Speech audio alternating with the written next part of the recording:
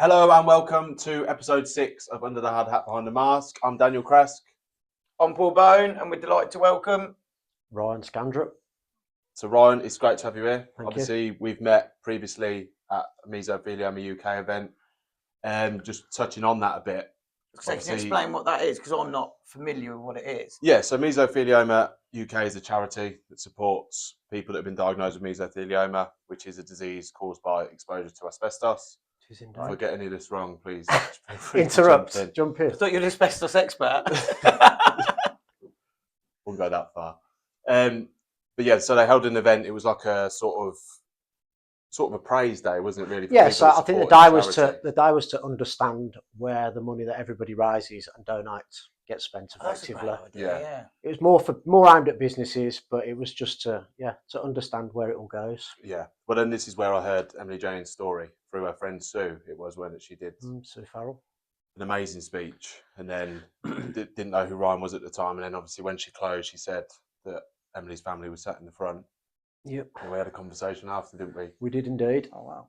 But yeah, if you want to touch on a bit about Yeah, your story. I suppose, my wife, Emily Jane, got diagnosed in 2023. Where are we now? 26? No, 22. Got my dates all muddled up. Baffling. She got diagnosed in 2023, but the pain started in 2022. So she went 17 months undiagnosed, in which time she was pregnant with our son Thomas. Pain all kicked off when she was 5 weeks pregnant. And just had a brutal journey through to diagnosis eventually, where she was quite relieved when she did get a diagnosis because she'd been on and on and on. The amount of trips we'd had to hospital, to and from hospital, always kind of sent towards pregnancy because Emily was pregnant at the time, and that's just the natural process of the NHS, which was pretty upsetting. She was told if she found pregnancy this difficult, maybe she should consider a termination, which obviously was pretty difficult. Bear in mind now Tommy's 3.5. Yeah. And he's perfect. Yeah. I know he's mine, but he's perfect. Was a really hard thing to take.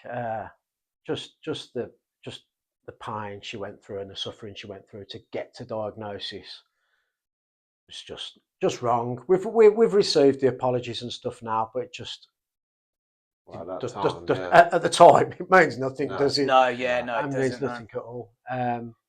So she fought a really bloody good fight for years, and unfortunately she lost the battle on the 19th of January this year, which was difficult. She was at home with me where she wanted to be. Yeah. So, but she was inspirational, wasn't she? So absolutely inspirational. She's motivated so many people. The awareness she's created, the noise she's created on mesothelioma. She was used as the forefront. She was used as the face and everything. So Good Morning Britain. She's done radios, newspapers, Good Morning Britain, which was an experience and a half that we thoroughly enjoyed. But we want to carry it on now. We want to carry on the awareness, the fundraising, just all in Emily's name. So there's a bit of a legacy for the kids to look back on and say, right, after Mummy went, this is what we did. We didn't stop. We kept going, and hopefully in a couple of years' time, the kids will get involved with it as well. And definitely, we'll keep going. But they've got stuff to look back on because of how she fought, because of the awareness she raised. Absolutely, they're going to be. Emily was well known for taking photographs and videos, and I don't know how she did the social media side of things, because some days she didn't have the energy to get out of bed. Do you know what I mean? And she suffered that much, but she always put on this face, which I found really difficult to believe, because I saw the real side of things. Do you know what I mean? I was at work, rushing back because she phoned and she couldn't manage to do stuff, or I'd get home and she'd be in bed and I'd sort the kids, do the dinner, blah blah blah. You know how it goes being a dad. But when mum can't do a great deal, it takes its toll. Yeah, especially if you're still working as well. Absolutely. So you're supporting all that time, working, being the dad as well. Try my best. It's hard, isn't it? It must have been so difficult. How was you through that period, and your wife, sort of mentally? Because it must have took its toll for both of you. Yeah, massively. I think Emily's mental state went very up and down. That's the cancer, the waiting for scans, the waiting for results, the not knowing, the not the she's not going to see her kids grow up. We're not going to have many years married together. And then obviously for me, I just tried to stop as positive as physically possible, but some days it's impossible. It's impossible, yeah. It's impossible. So yeah, I was going to work, doing my best, absolute best as possible, and then, as you say, rushing home, supporting as much as I could. Yeah. Well, normally with mesothelioma, it's an aggressive cancer, isn't it? And normally people don't really sort of make it past the 18-month mark. Yeah. So, oh goodness.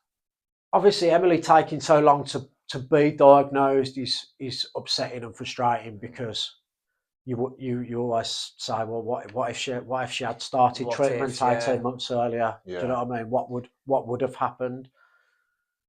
But I also think I can't change the past, and there's nothing you can do about that now. And the frustration's massive, but is it worth me dwelling on what could have been, or have you got to look forward and not back? And I think you've summed it up there. It's you can't change what's happened. Was it misdiagnosis then, or was they not listening, or a misdiagnosis in the sense that Emily was 38.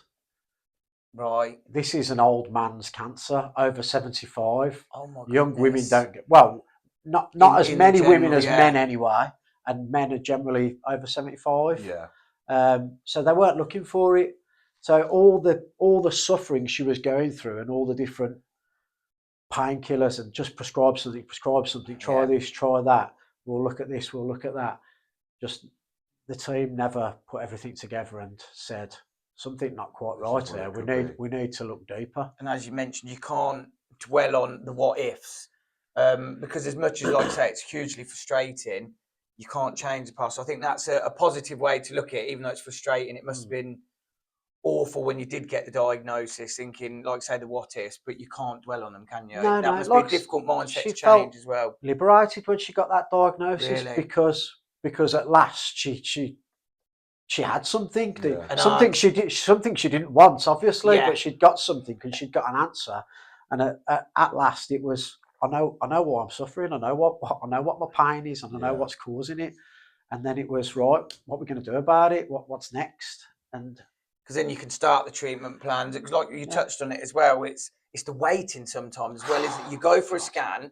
I've got a family member at the minute that's going through a cancer thing, and they know they've got it now, but it's like a scan, and then 2 months goes by, and you haven't got any answers. Scanxiety. I think that's a good term to put. They're waiting for the scan, and then so you wait for your date for your scan, you get it through, then you have to wait however long for your results. It can be 3 and 4 months. In that time, your next scan's being booked. And in Emily and yours head, it's all you're thinking about as well. I think there does need to be a change there, I think, within the whole structure, because it causes a lot of mental health problems, a lot of, as you say, scanxiety. I've not thought of that term. Brutal, absolutely brutal. So the waiting and the not knowing is probably worse than the knowing in some way. As I said, she felt liberated. She got that relief. The weight kind of lifted because she knew. Didn't help knowing. Didn't help the case, but at least we knew what the suffering was, and then you can, as I said, you can start your attack then, can't you? Yeah, you have start putting the plan then, together. And you know what you've got to do or try and do. So when she got diagnosed, when was she introduced to the Meso charity? Not very long after it all. So she had we were told at Heartlands on my birthday, the 5th of October, that they thought it was cancer, but they didn't know what type. And then Halloween, 31st of October, we went back to Heartlands to be told that it was mesothelioma. So she'd had a lung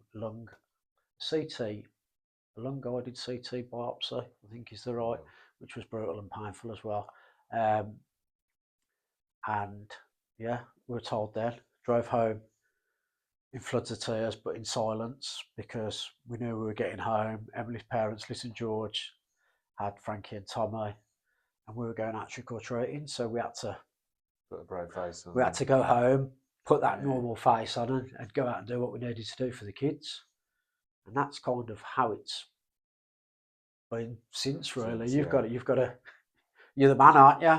Yeah. Or you're the dad, you're the mother. You've got to.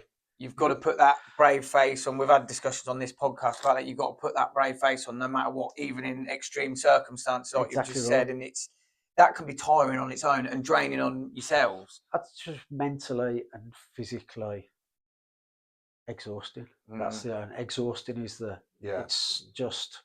But this is what we spoke about as well, because obviously Emily's going through that. You're there supporting, holding the fort down. What about you? Like, was there any support for you? So I think people rally, don't they? And not everybody sticks around. That's for sure. You really find out who your mates are. Really, really do. So obviously, there's people checking on you. But being a man, you go, yeah, I'm all right. Yeah, I'm fine. Yeah, I'm all right. Yeah, I'm fine. I keep going, and I did keep going, and I'm still doing that now. But what I've seen since I've met you is brilliant. You've obviously trying social media yourself. I think you're doing a brilliant job. Thank you. Obviously, we've got the charity event coming up.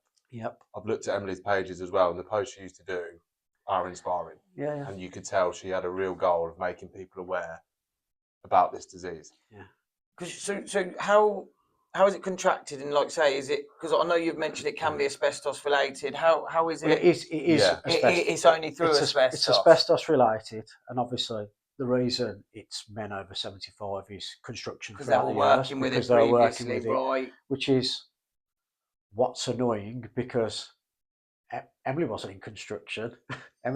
Emily wasn't. No. Do you know what I mean? She wasn't exposed to cutting asbestos sheets or machining it. Emily went to school.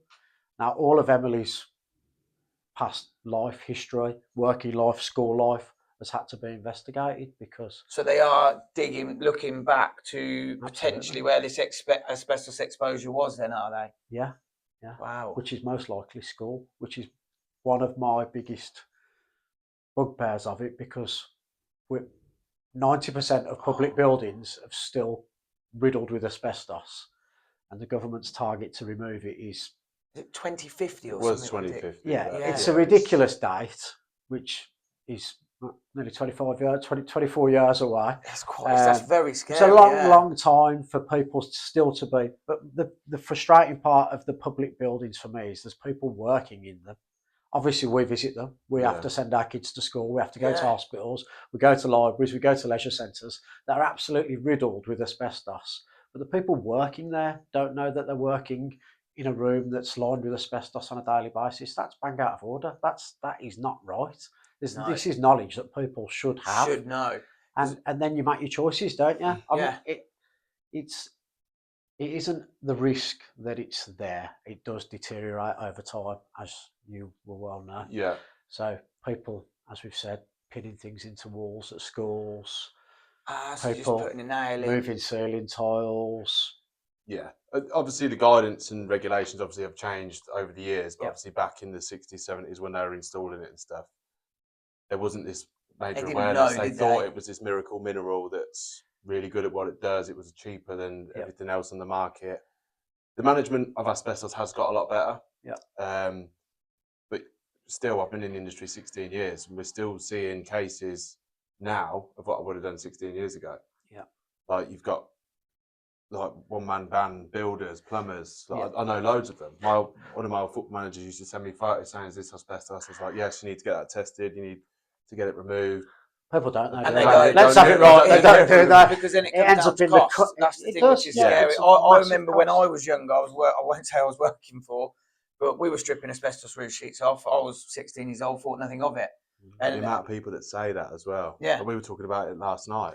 And it's not reached the peak yet. This mesothelioma, far from it. It's going to get worse and worse and worse and worse. Well, I saw a graph because I used to do asbestos awareness courses, and I saw a graph that they thought it was going to sort of peak out in the early 2020s. Yeah, and it hasn't. No, it's just gradually keeps going. It's on the rise, Because you said it's like an old man's disease, but it's not the case. No, not anymore. I've known people. I can't remember what the youngest person is, but like 38. Emily, who's 40.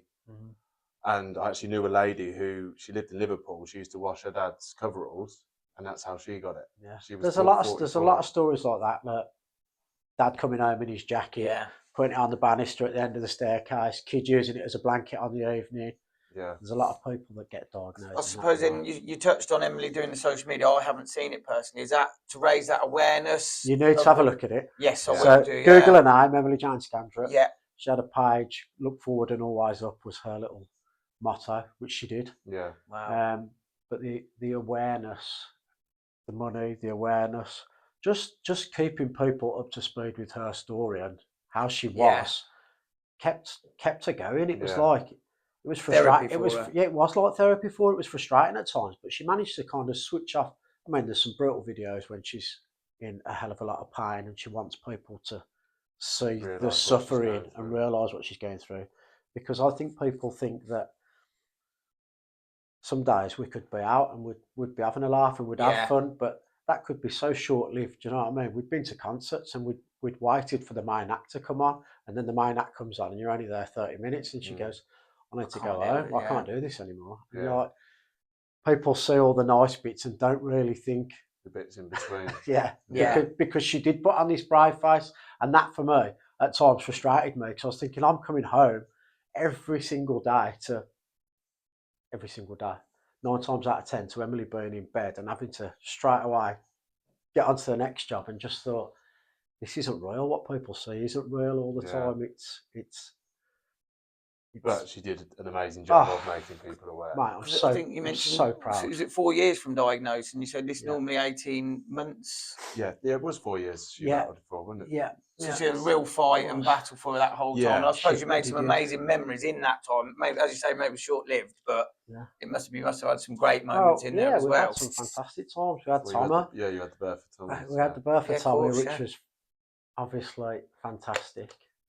Got married on Tommy's first birthday. Oh, fantastic. Which was a bit of a whirlwind because we had a wedding booked, a bit of a bigger and more extravagant wedding. But in that time, Emily got diagnosed, so we kind of said, right, let's do this quicker. So we did. So we had a smaller wedding. It was really me and Emily though, so it was bang on. Yeah. We got married at the registry office and then had a party from the afternoon, and everybody was set. It was bang off. So we had a good time. Yeah, we did make a lot of memories. We visited a lot of places. Did you buy a house in that time as well? Did I see? We moved house. Yeah. Oh We moved house to our forever family home in Kingsbury. Yeah. Unfortunately, Emily only got 8 months there, which is not good. No. Obviously she's been watching your posts and stuff like that. We've been in quite regular contact since, but you did a post where Emily was working in the garden. Yep. And it was like a year anniversary of when she was doing that. Yep. That was last month, wasn't it? Yeah. Yeah. Yeah. Yes, it was. She's amazing, Dan. Yeah. Really bloody amazing. Inspirational.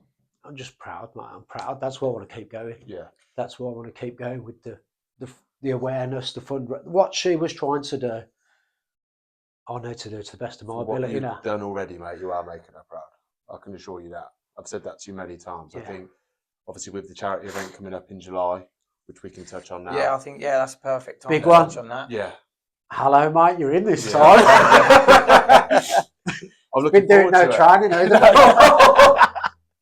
I So tend not to. What is, because as you said, you want to carry on that legacy, and this is the first part of that, this charity event. Yeah, so I've been to a few events and stuff about Meso since, and I've tried to do my bit. Yeah. I haven't got the face Emily had. I'm not as good at the social media. You're doing a good job, mate. But I'm trying my hardest, as I do with everything. So yeah, 11th of July, we're doing the Hello 12 Parish Challenge, aren't we, Dan? We are. We are. So I first did it in 2024 with Emily. Oh, so this is a challenge you've done previously with. This is the third year I'm doing it. Oh, so I did it in wow. 2024 with Emily and five other women, one of which was Sue. Yeah. Who got the same as Emily. Which Emily did. Well, we all did fantastically well the first year. It was 29.5 miles. It took us 13 hours. it was exhausting. The feet were minging. As you can imagine, last year Emily wasn't well enough to do it. Obviously, I wanted to carry it on. So 11 of my friends and family did it with me. So it was a group of lads last year, which was a different experience to the first year. Because I was the only bloke the first year. So second year, and being friends and family, it was a good laugh. Yeah. It's hard. It's really, really hard craft. Yeah. But it's a good laugh. And obviously with Emily passing in January, I mean, I would have done the challenge if she was still here or not. But now she's passed. There's 44 of us signed up now. Wow. Yeah, so it's got bigger, which is fantastic. We're raising money for Meso UK and for Edwards Trust.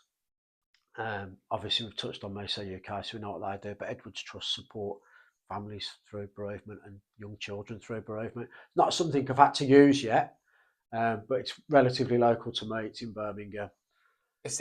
No government funding again. The usual small charity, do a fantastic job, but don't get any help along the way. So we're doing it for that. And as I said, there's 44 of us. I think we'll get it to 50. Do you reckon? I think so. Do you know going to do it? It'd be nice if we could. Well, that was your goal, wasn't it? When we spoke at the charity. Be nice to get 50 people. Yeah. Is it something you're going to continue every year then as well, doing the walk? And well, I could do it.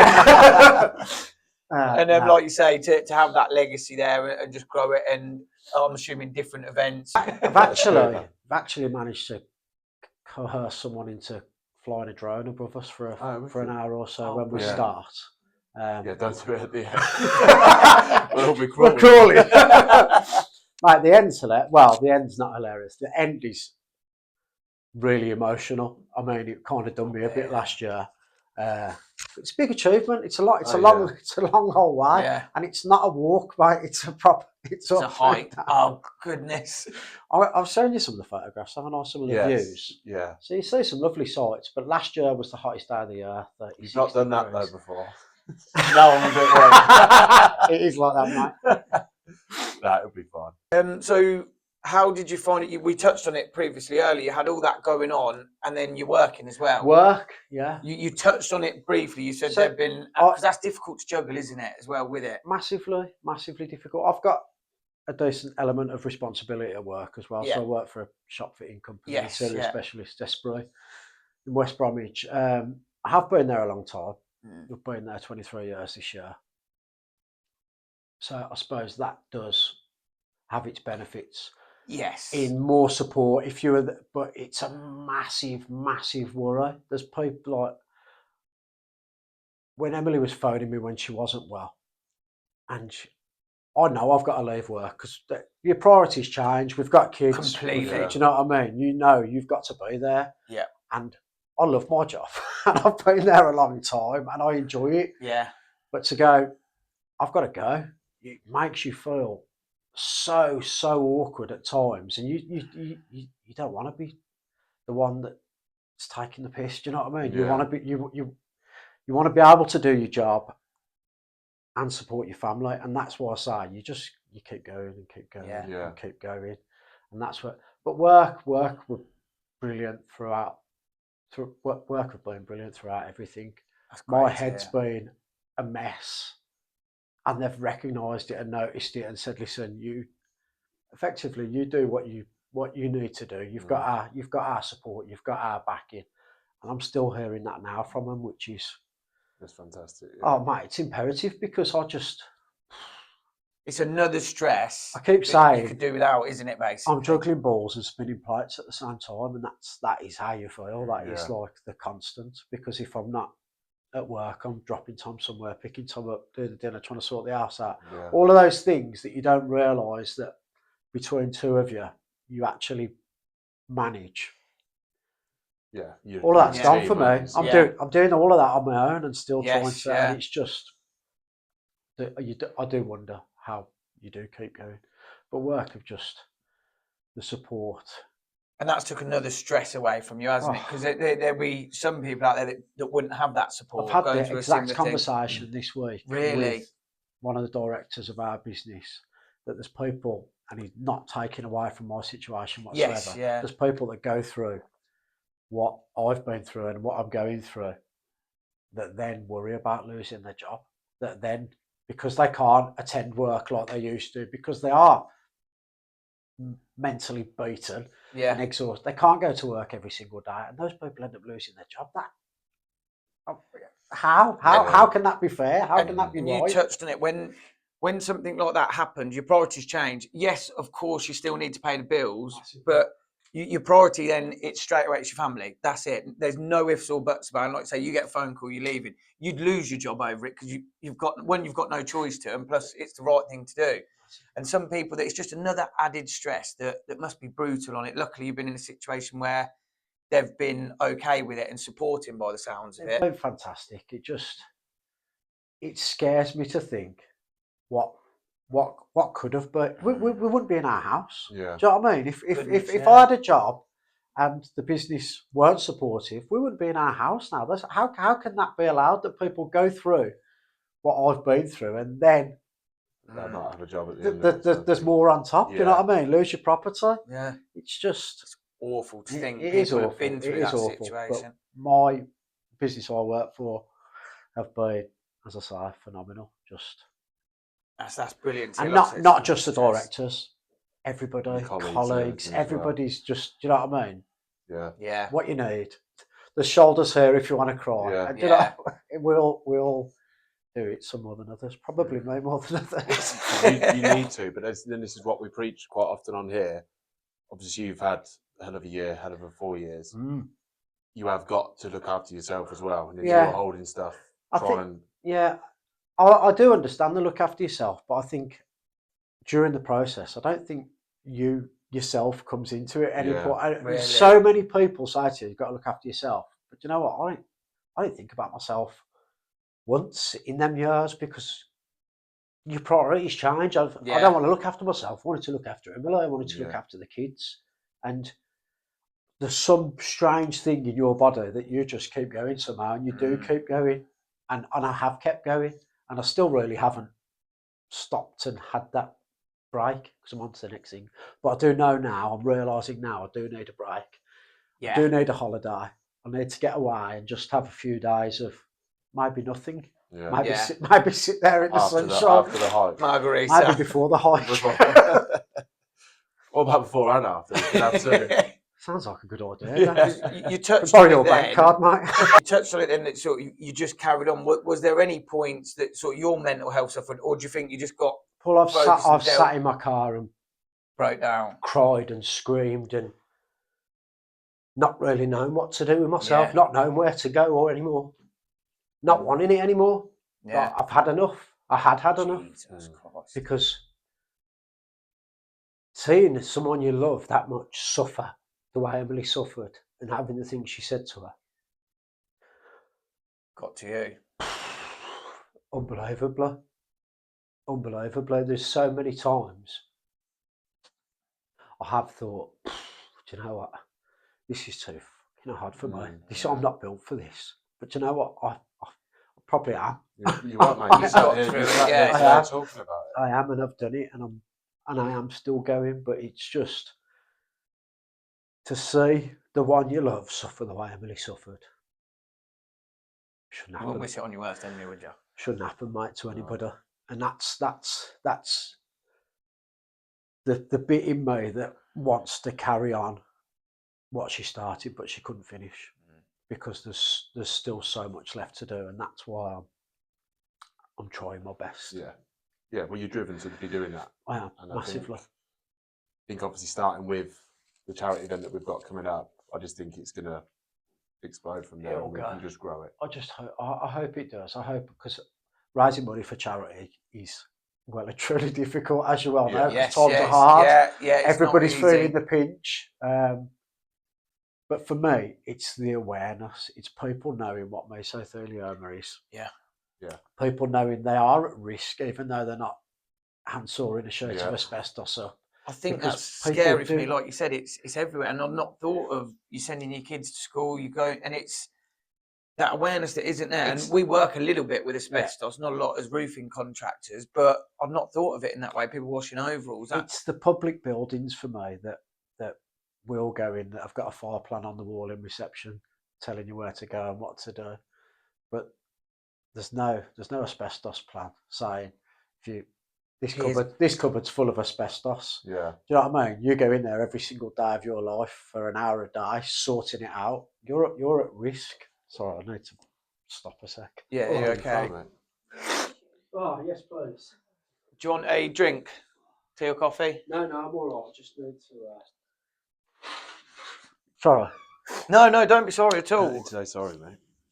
It was only it was- years it later. was the weren't perfect it? material People though, wasn't started it? dying from this cancer. It dates back to like Greek mythology. Yeah, Oh, and really? it was the perfect material. But the company that started it all, you probably remember their name. I can't. Turners. The directors knew the damage it caused. Yeah. The directors knew, and it was covered up for years. And I think the same family still own it now. Is Turner in some? It's in Rochdale. Oh isn't it? my No, God. there's a Meso distribute a letter for it that you can fill in and post to them basically with your details because they're asking for this. It's like the original people that kept it quiet. They knew the That's damage they were sickening. causing to their staff. Is it not Turner and Newell's? No, it's not. No. So it's over money. Yeah, massively, mate. It's the way the world goes round, But isn't It it? is, But, They've unfortunately. known since like the 1800s what it does. yeah, Because what they used to do in Greek mythology is they would use like bladder skin as a mask for people working with it. But obviously there's no filter there. Yeah. So you've got the gaps and everything like that. I'll have to show you the presentation that I used to deliver. this is the thing. This is what I want people to Yeah. do to make themselves aware and understand what it is because it might not affect you. It might. I don't want to scare people. That is not the aim No. at all. I just want people to have an understanding of what meso is, how you get it, Yeah. and that it is still out there because, as I said, NHS staff 5-6 years to train as a nurse, and not one point in your education are you told all of the buildings you're going to work in, probably for your whole career, realistically, because it ain't going anywhere by 2050, is it? It's not going to happen. Are going to contain asbestos. I think that's a fair thing to know, isn't it? Hospitals are one of they're riddled with asbestos. If you go to aren't they? NGH, you know Hospital Street, Yeah. where you walk, all them ceiling tiles are asbestos. All the door headers through Our, the double. our local doors. hospital. Oh my gosh, that's so scary. I wasn't very well recently. I was in our local hospital, and my mother-in-law Liz was walking down the main corridor in the hospital, and there's big holes in the floor where the flooring's worn away, and it's asbestos underneath it. Yeah, and it's like because it's in so many products, isn't it? Which that baffled me because 5,000 as a roofing contractor, I know about the roofing side of it, and it's actually a very low content in roofing. The stuff, scariest thing about building materials now, it's appearing in kids' toys. And play sand, yeah. It was used in kids' toys in China, yeah. Yeah, but now, toys for sale today. Which magazine? It was a magazine years ago. It's probably not even a magazine anymore, is it? Which? Oh no, I think it's still going. Is it still a magazine? Yeah. They've done an article this week. I think the Sun are all over it. There's kids' toys now for sale that we could go online now and order. I did see something about these squishy toys You that got they're the doing. play sand that Hobbycraft did a recall on. Yeah, Asda have recalled stuff. Yeah. Is there other countries still using asbestos? Or is it banned worldwide? No, it's not banned worldwide. There's other countries still using it. They're still using it? Yeah. Oh my goodness. But they've potentially got better controls in place than Yeah. than our government. It's not right at all, but controlled. There's dangerous to all sorts of things, isn't there? And let's not think it's not going to happen. But if it's controlled, as you well know, because you're in the industry, it's safe. If it's safe and manageable, it can be safe. But for it still to be appearing in toys. There was one a few years ago. It was in women's foundation. Yeah. Did a recall well, on makeup is a massive thing for asbestos. That's probably not really talcum powder. Yeah, come out yet, so to speak. So they're in all the high end makeup that I'm sure majority of women have used in their life. Oh my goodness. Yeah. So there's so many things, and that's the thing. That is it. I just want people to know what it is, know what asbestos is, know what it does, know where it can be, and then you can make your own judgment then, can't you? And do as you wish. It was used in over 5,000 materials. They used to use it to line suits of armour. Oh my goodness! So from what we've just discussed, there, your mission is now to spread that awareness, to let people know what it is, to raise some funds. Because absolutely, the charity it's not supporting you as well through all this process. Meso UK were fantastic through everything and supported Emily, supported me. Again, one of them, we're here for you, we're here for you, we're here for you. But as that bloke, I don't need that. I just keep going. I just keep going and keep going, and eventually you stop, don't you? Yeah. Have you had any support since? Have you realised you needed it? Yeah. Any support? I've got support close knit around me, family wise, friends wise, because as I said to you earlier, people do have to move on. I mean, that's difficult for me to comprehend at the minute. But people have got to get on with their lives, haven't they? I understand that. And one of the things I said at Emily's funeral was, I need you guys to stick around me because you do need that help. You do need that. It's just me now. And as I said, them jobs that are split. Normally, it sounds ridiculous, but all of those things that you do as a couple or individually, as a team, I ain't got that no more. No. It's on me, so it's hard. But I think it's amazing, even just coming on here and talking about it to raise that awareness. I think it's very brave of yourself. We're all going. No, it is. I've got to step up. Probably was points where I probably should have said, you know what? Yeah, I do need you, just because you're my mum and dad. But you don't. You just.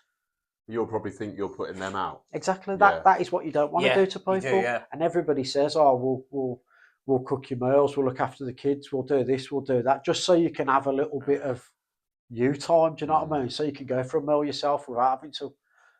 And sometimes you do just need that little, because you was working, you're dealing with that, you're dealing with the kids. You didn't have, by the sounds of it, a moment for yourself just to sit down, like you say, you're sitting outside in the car. That's your moment to yourself, and it's quite funny because Emily used to say to me, quite funny. That's wrong. Emily used to say to me, "At least you get like half an hour to yourself." I said, "When do I get this half an hour to myself?" She said, "Driving to and from work." I'd say, "Oh yeah, that's fantastic." I mean, on the motorway driving to work, or on the motorway driving home, it's wicked. I have a whale of a time on my own. I listen and cry. Did you find though actually going to work, because I touched on it before, as I said, I didn't have the same outcomes. My wife was really ill and she survived it, and she was very lucky to survive it. But I found when she was in hospital, she was in hospital for about 6 months, I actually threw myself into work because that was my away from it. Going to work was absolutely critical. Wow. My managing director, in the nicest way possible, said, you need work. Yeah. Because you need, and that wasn't him being selfish. that wasn't him thinking, if he's off. It was him realising that I do need work. Because it was your break. As we do, as you do, you enjoy your job. You do. It sounds weird, but it's a release. Work is a release. You put your mind on something else and you get stuck into it. And I've had some really good times at work and got my teeth really stuck into good jobs. Yeah. But you'd go crazy if you didn't. I think you really would. It's like the idea of retirement that people go, "Oh, I'd love to retire. I'd love to retire." Yeah. Do you know what I mean? Everybody, you do that for years, don't you? And then there's people that are approaching retirement that are going, "I don't want to retire. What am I going to do?" But I don't know anyone who's actually retired. They'll pick something up afterwards. Yeah. Because as well with shop fitting that you do, it's quite a demanding job, isn't it? Your time scales, you've got a date, you've got to hit that date, and it's quite demanding itself. It is demanding. So the business is successful in the sense that we're not the business that's saying no. So we'll have a client that's got 10 of this table that we've made for the store, and on the day before handover, they say, "We want another 2 of them tables." We don't say no, we say yes, and we get it done. So that has been a good success of the business over the years. We look at how you can get it done, not the reasons you can't get it done. Yeah. So it has been good, and work has been, like I said, just to stick at some sort of routine, because routine is critical. As they say, routine is critical for kids when anything awful like this happens, which I've tried to stick to as much as possible. Routine's important as an adult going through something that it's not in you, but it was half of me. Do you know what I mean? I didn't have cancer. Emily had the cancer, but Yeah. I might as well have had it because You suffered you, as well. You just suffer just the same as they're suffering, just with a different pain. Yeah. And I don't know how to word this, but you're often as the carer in that situation, you can be forgotten about a little bit as well. I know you've said you've got people around you, Yeah, but you're always saying you're fine. Course So you they can. just assume you're fine, and they don't see you 24 hours a day. What's going on? Absolutely. And that's a difficult thing, isn't it? 100%. Everybody does remind you. You got to look after yourself. Yeah. But You kick into I- overdrive. whether it's a male thing, you just don't. I think You think don't. it does come down to, we've said it before, haven't we? As the man, you've got to be seen as this big, strong person. But we are trying to flip that to say, like, look, you have got to look after yourself. I know Yeah. obviously you've had a whirlwind last few years, and you've just touched on it there. You've now realised you do need to look after yourself. I know. I need a break now. And that's what we're trying to do on here, because it's obviously a lot about mental health on what we discuss on this podcast. Now, whether it's controversial or not, I used to think mental health's a bit of a load of nonsense, unless you have something serious. People are having a mental health day because they stubbed their toe. Yeah. Until you go something like you've been through, people can't understand how far that mental health side of things can go. And it's a difficult place to be and to come out of. And it's working that and getting people talking about. We had someone on and he said just talking was therapy. Just talking on this to get it off your your chest. What? Chewing the fat with the lads and having a pint. Not 10 pints, having a couple of pints is therapy. It's ice. Yeah. Is important. But Emily was so keen for me to go and speak to somebody professionally. You didn't want to. But I did go and speak to somebody. Oh, I went to one appointment, and did it really do anything for me? I vented a bit. Yeah. I spoke, probably cried a bit. I got things off my chest, but I think because your priority is somebody else, other people, your family, I just think it just there's something in you that makes you keep going. There has to be because I have. I've not fallen over yet. Don't get me wrong, I've had lows. I've not been very well here and there. Yeah. But there's something in the body that just keeps going and going and going. Well, you've got Tommy, haven't you? To obviously. Definitely have. It's your handful, is he? He's golden, but he's 3.5. Oh, lovely age. They're not easy, are they? Yeah. But is he's going to grow up seeing what you're trying to take over from Emily? Hopefully so, yeah. Yeah. So he, obviously he's 3.5. He doesn't fully understand what's happened still. Yeah. Telling kids that they've lost their mum is something no one should ever have to do. No one should ever have to do. But do you know what? They're resilient things.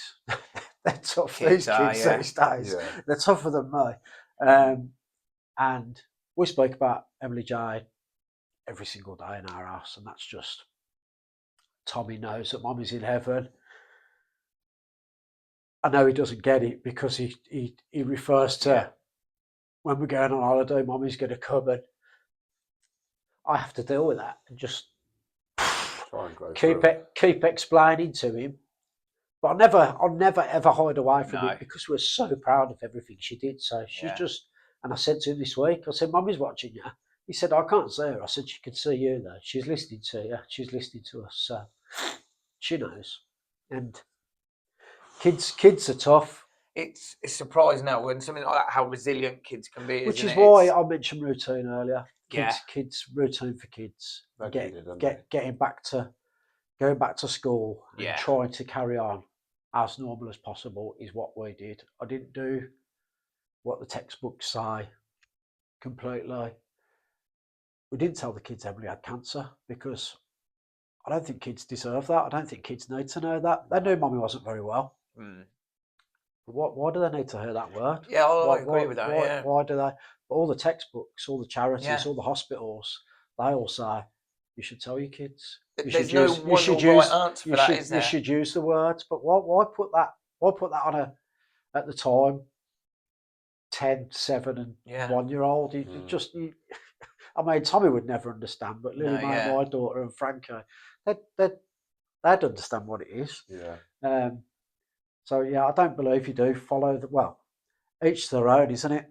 Yeah, and I think that's you've summed it up perfectly there. It is when my wife was ill, we didn't even tell the kids to start with. And like you say, they tell you should do this, you should do that, but it's what's right for that particular family. Yeah. There's no right or wrong answer. I remember we got given a box from one of the charities that's to do with telling your kids about cancer and that mommy, daddy's got cancer.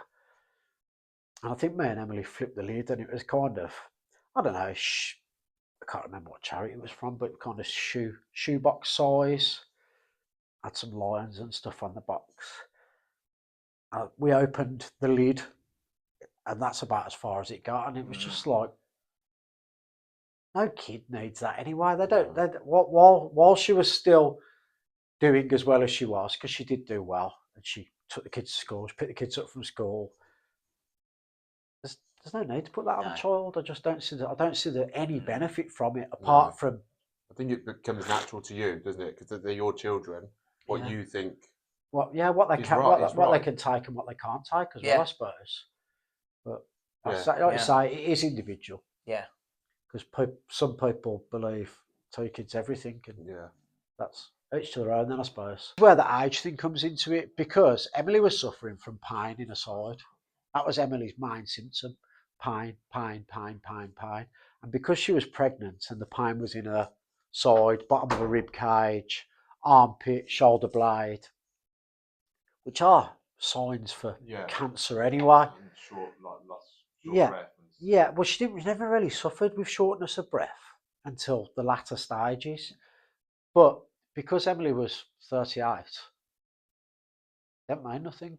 And because she was pregnant, we'd constantly get sent back to what's it called? Pregnancy ward. What do they call it?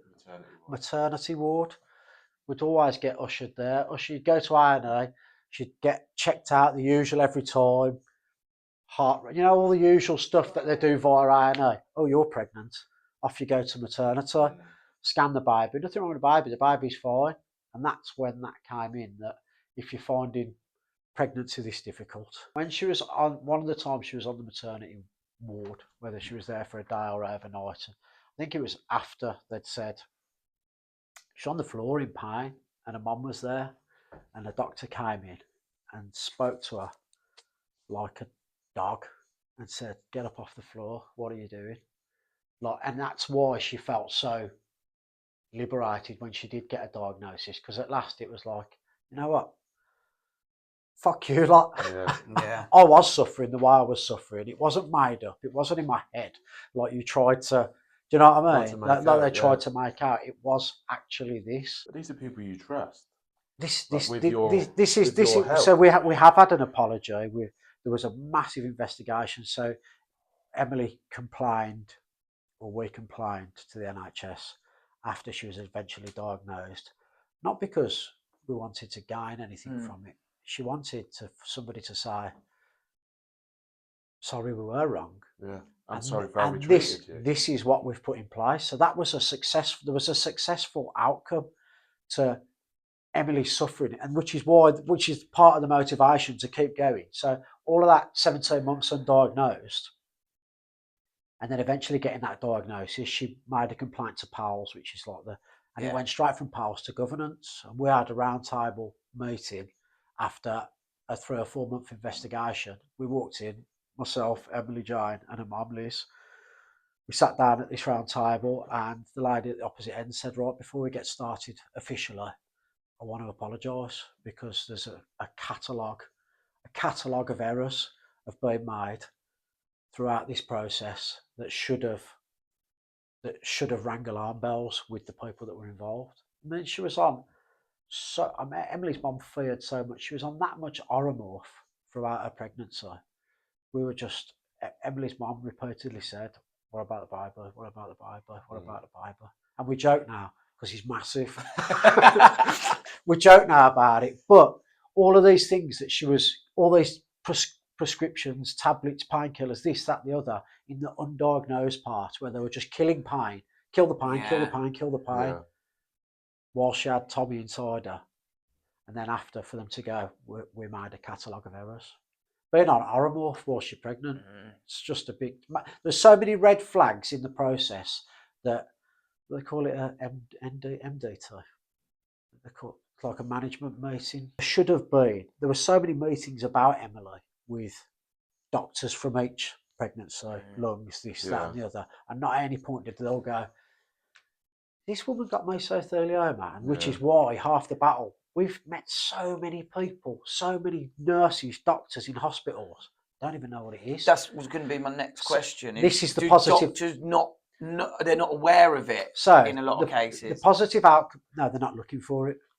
They're not looking for it because Emily was 38 and female. Oh, that's the facts. Yeah, that's the fact. It was missed on a CT scan.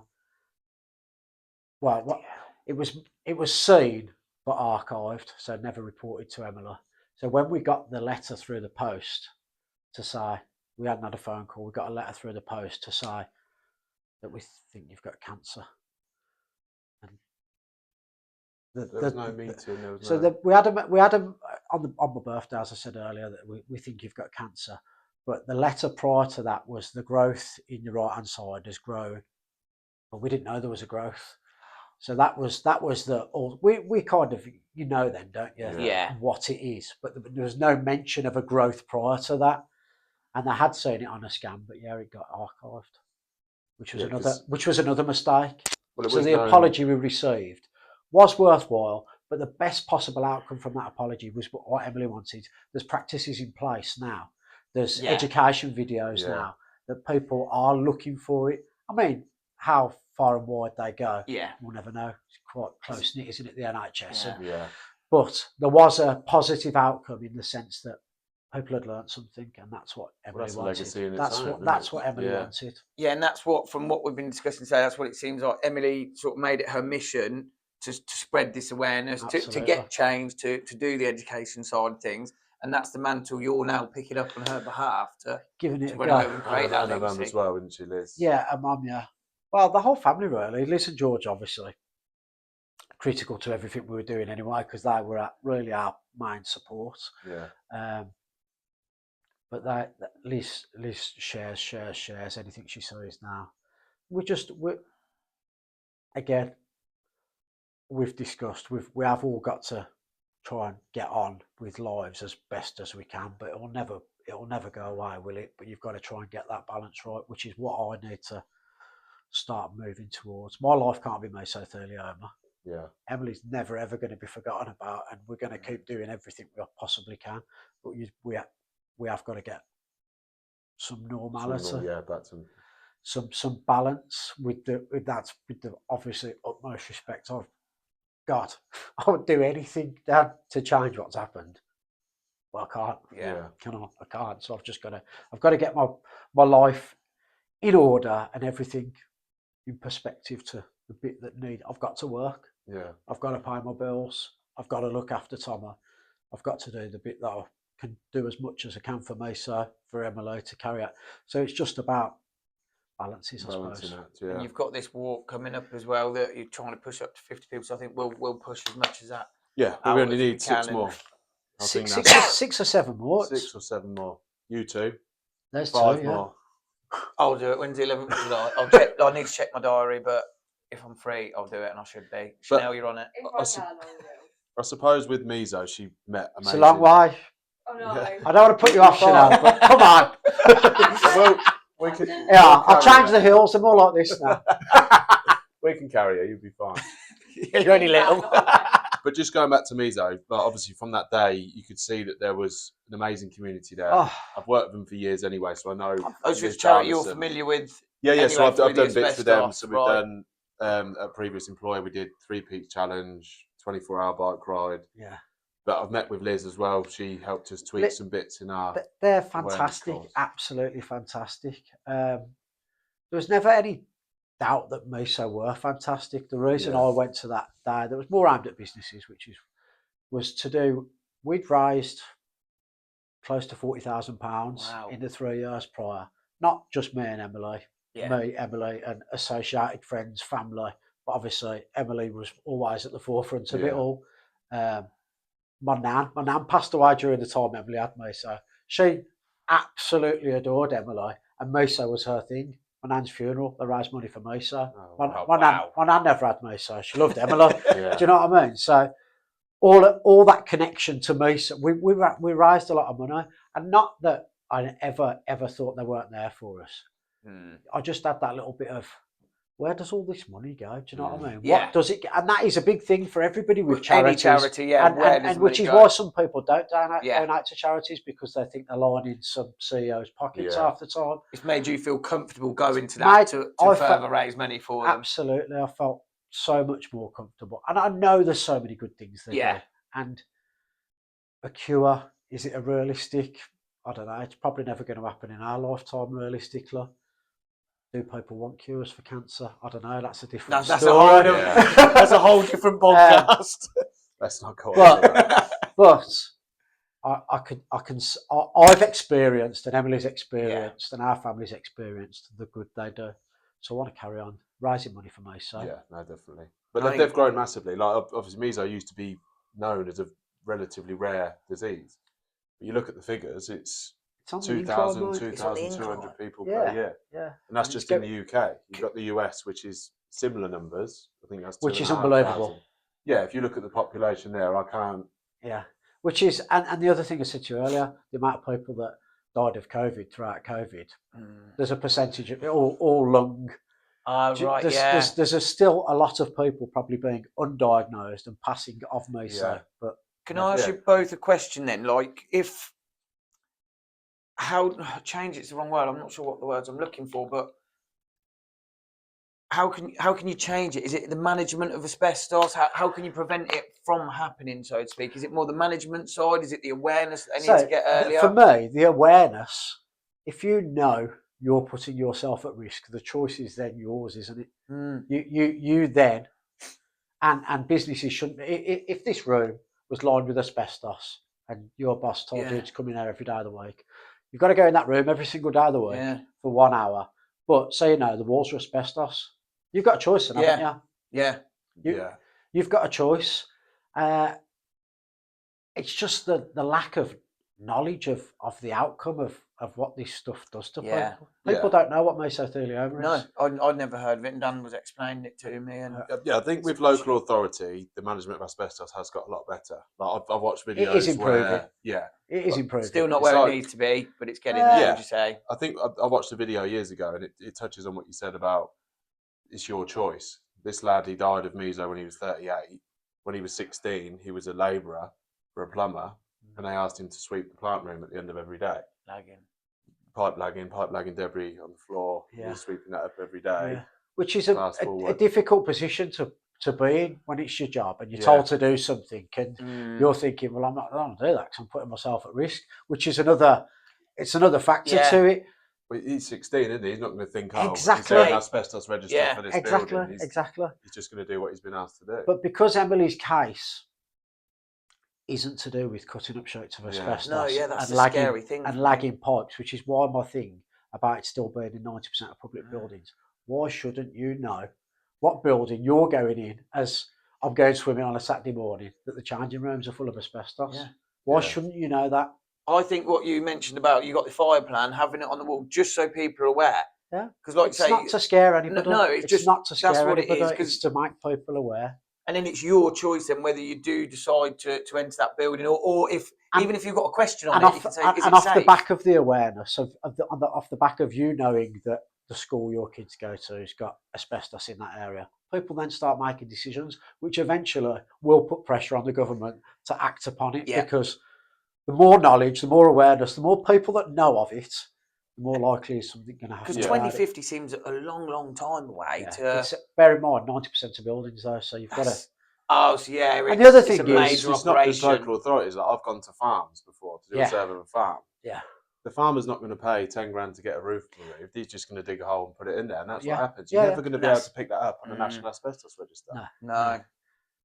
It's good, but I think it's amazing what you're doing. Thank you for coming on and talking about it, because it's difficult to do, but we'll get it out and push it out much and spread that awareness as much as we can our end. Really appreciate your time coming on. Thanks for having me. Well, no, I think with the charity as well, I think with the sponsors, the people, that's just going to grow year on year. I'm hoping so, Dan. Yeah. I'm hoping so. 50 this year. Yeah, but if you've got 100 next. the sponsors on board as well, obviously we're supporting it this year. Yeah, I think we've got about 10 actual shirt sponsors, so nobody's wow. seen yet. But Yeah. last year we were all Mesothelioma t-shirts. This year, obviously, we've picked 2 charities, Meso UK and Edwards Trust.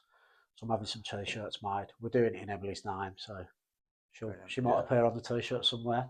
And then I've got about 10 companies, construction companies, yourself, asbestos companies sponsoring the shirt. So all the logos will be on there, Yeah. which will. Well, we'll have to get you back on in the year's time, and then hopefully we've got 80, 100 people signed up. Fingers crossed, mate. Yeah. Well, brilliant. Thank you really You'll be much. doing it as well. Yeah, that's me for life now, mate. Until my knees give up. Yeah. Where do you do the walk? It's in Worcester. So it starts in Hallow. It's called the Hallow 12 Parish Challenge. But because I've organised it as a group, there's a website for the Hallow 12 Parish Challenge. Oh, so it's like it's very basic. Yeah. It's run by a parish, but you can go on there, you can look at it. But if anybody wants to join up, that we've got our own sheet to sign up, haven't we? So I can share that with whoever wants to join. Yeah, brilliant. It's only 20 quid as well. Yeah. Only 20 quid. I'll check my door. I'm pretty sure I'm free. I'll make myself free. We've got that on camera as well. I'll make myself free. I'll make myself free if not. But no, really. Yeah, that was Yeah, no, thank you for coming on, mate. Yeah, really appreciate it. Thank you for your time. Thank you for coming down.